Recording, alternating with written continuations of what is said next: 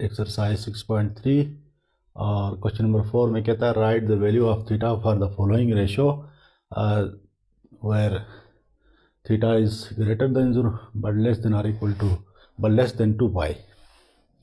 तो इस सवाल का पहला यूज हमारे पास है sine theta is equal to √2/2। तो इस तरह से हमने थीटा की वैल्यू निकालना है। तो ये होगा sine theta is equal to √2/2। तो ये बनेगा sine theta is equal to √2/2 को हम इसको यूँ भी लिख सकते हैं √2 डिवाइडेड बाय निचले वाले इस 2 को 2 का स्क्वायर रूट मल्टीप्लाई 2 का स्क्वायर रूट लिख सकते हैं। तो ये स्क्वायर और ये स्क्वायर रूट कैंसिल हो गए। तो ये बन गया sine theta is equal to 1/√2। तो theta is equal to sine theta को इस तरफ ले जाएंगे तो ये बनेगा साइन इनवर्स 1/√2। अब ये 1/√2 है, ये साइन 45 की वैल्यू है। तो थीटा बराबर होगा 45 डिग्री, या इसको अगर हम रेडियन में लिखेंगे तो रेडियन में ये बराबर होगा π/4 के। तो इसी तरह हम थीटा हमने फाइंड कर लिया। और इसी सवाल का दूसरा पार्ट अभी हम करेंगे। दूसरा पार्ट है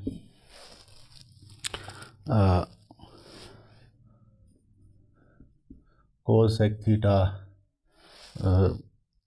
इज इक्वल टू -1। तो यहाँ से भी हम थीटा की वैल्यू निकालेंगे। Solution cosec theta is equal to -1। तो ये बराबर होगा cosec theta is equal to -1। Theta यहाँ पे बराबर होगा कोसेक थीटा को हम उस तरफ ले जाएंगे तो कोसेक इन्वर्स होगा -1। अब कोसेक इन्वर्स की जो वैल्यू है वो -1 हमारे पास 270 डिग्री पे आता है। यानी तीसरे क्वाड्रेंट यहाँ से यहाँ तक जो एंगल बनता है उस पे हमारे पास कोसेक की वैल्यू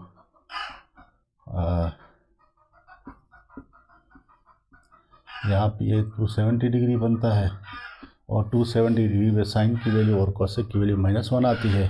तो यहाँ पे ये थीटा बराबर हो गया 270 डिग्री। और 270 डिग्री को हम रेडियन में लिख सकते हैं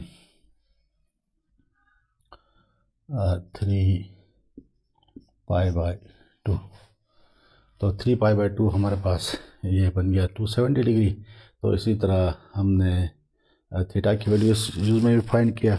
सिमिलरली इस सवाल का तीसरा यूज़ है, third part of the question is tangent theta is equal to 1। Tangent theta is equal to 1। Solution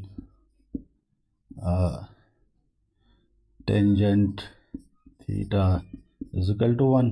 तो थीटा बराबर होगा, टेंजेंट को हम उस तरफ ले जाएंगे तो ये टेंजेंट इन्वर्स इंटू 1 होगा। और क्योंकि टेंजेंट इन्वर्स ये 1 या टेंजेंट 1 की वैल्यू जो है, टेंजेंट अगर एंगल 45 हो तो 1 आता है। तो ये एंगल हमारे पास बन गया 45 डिग्री। और 45 डिग्री को अगर हम रेडियन में लिखेंगे तो ये रेडियन में बराबर होता है π/4 रेडियंस।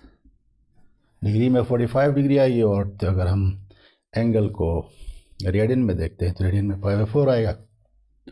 और इसी तरह ये भी हम रेडियंस यहाँ पे लिख देंगे ताकि इधर ये भी रेडियंस।